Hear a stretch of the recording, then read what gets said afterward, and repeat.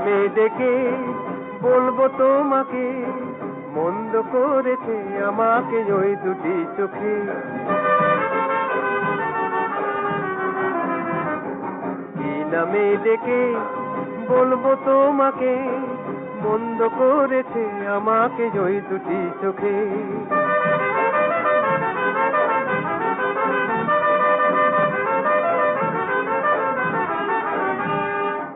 আমি যে মাতাল হওয়ারই মতো হয়ে, যেতে যেতে পায়ে পায়ে গেছি জড়িয়ে।